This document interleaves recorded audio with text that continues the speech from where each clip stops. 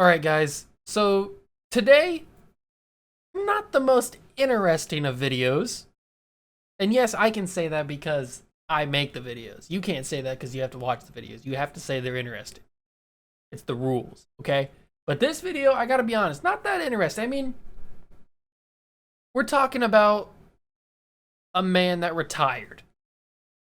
Yesterday, Johnathan Joseph retired, announced his retirement from the NFL. And probably a lot of you guys don't even really know who Johnathan Joseph is.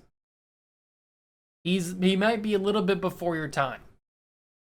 Maybe not. Maybe there's some of you out there that do know who he is and recognize the name.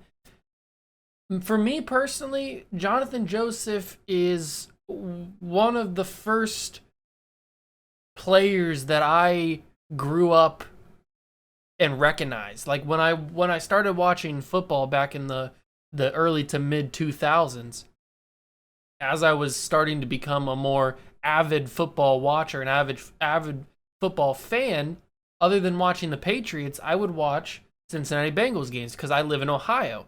So the Bengals and the Browns were regularly available. And so seeing the Bengals, because I wasn't really much of a Browns supporter, even though obviously I'm a Patriots fan.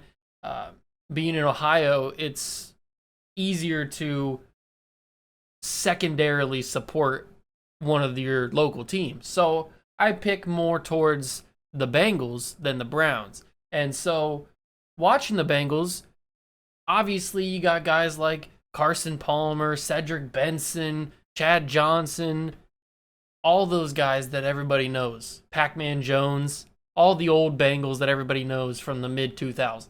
But then there was this guy, Johnathan Joseph, who was kind of underrated.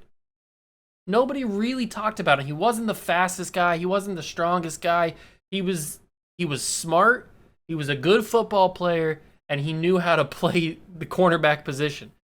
And a lot of people don't really give him a lot of hype. They don't give him a lot of credit because this dude knew how to cover.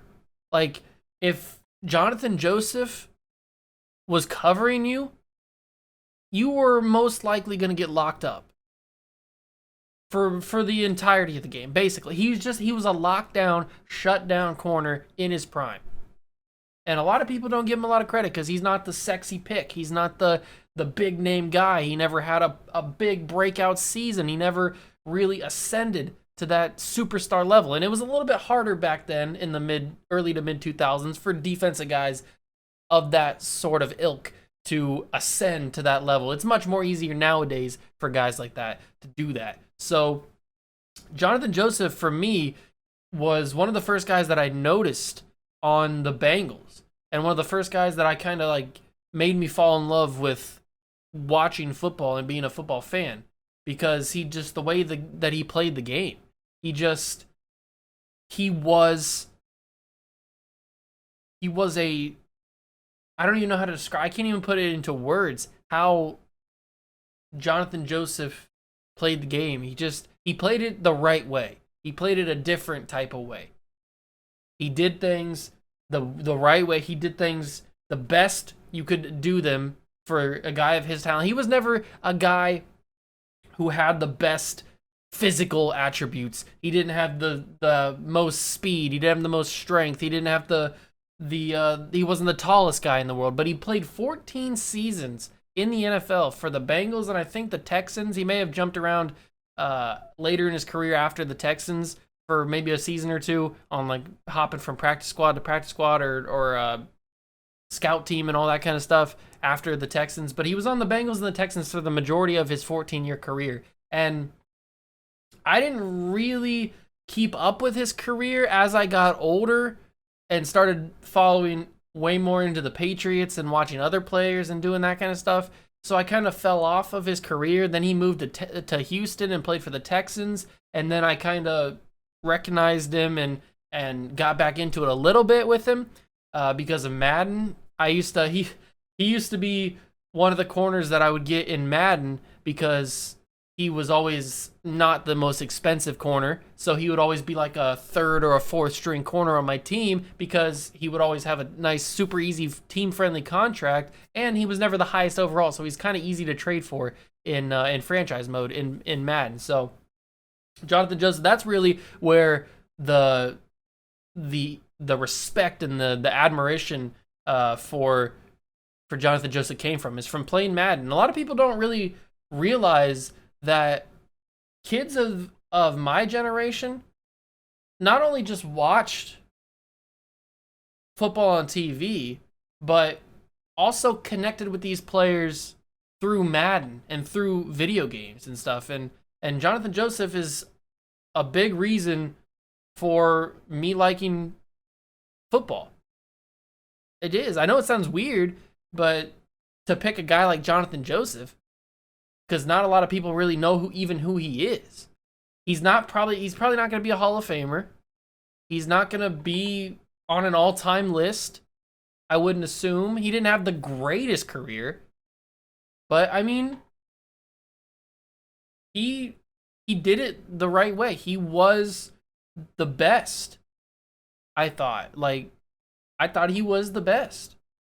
Obviously, in hindsight, I know that he wasn't. But back then, I thought he was the best it could get because he was a good player. He didn't get the respect off the field. He didn't get the respect in the media. He didn't get the respect in Madden. Madden didn't give him very high overalls. I think the highest he ever got was maybe like an 84, 85. He was probably in the high 80s. I don't think he ever cracked 90 in Madden, even in his prime. He may have. I don't remember off the top of my head. But I don't know, man. It's just... it makes me feel old when the guys that I grew up watching start to fall off, and that's with any sport. I mean, LeBron James is in his late 30s. I mean, Dwayne Wade already retired. We had Adam Vinatieri retire. It's just the guys it's weird. It's a weird feeling when the guys that you grew up watching and the guys that you grew up admiring and wanting to be like are all starting to get old and retire. Carmelo Anthony's getting close to retirement, I would assume. Guys like that I started watching, my generation of athletes are all getting older because I'm getting older and everybody in my generation is getting older. It's just a weird feeling. You guys will probably get there at some point. With your guys, your guys will probably be like Dak Prescott and Luka Doncic and Trae Young and guys like that. Those guys, the younger generation of guys, will be how you feel about, like, how I feel about my generation of people. So I just wanted to, I know it's not the most interesting video. It's not the most big name guy that I could have covered today. But, I mean, I saw that he retired. It kind of hit me deep. And I just wanted to talk about it. So thank you guys so much for stopping by and watching. Make sure to smash that like button. Let me know what you guys think. If you guys even know who Johnathan Joseph is. If you do, cool. That's good. A lot of people should know. You should know about Johnathan Joseph because he was a real good player. If you don't, just go look up some Johnathan Joseph highlights on YouTube. Just take a trip down, a little bit of a trip down memory lane, and go watch some Johnathan Joseph highlights. If they're out there, I hope they are because he was a good player. So let me know down below in the comments what you guys think. If you guys are excited, if you guys are sad that he's gone, if you don't even care, that's cool. But let me know down below what you guys think. Thank you guys so much for stopping by and watching. Make sure to smash that like button, notification bell, and the subscription button as well. Join the Juice Club, and I'll catch you guys in the next one. Peace!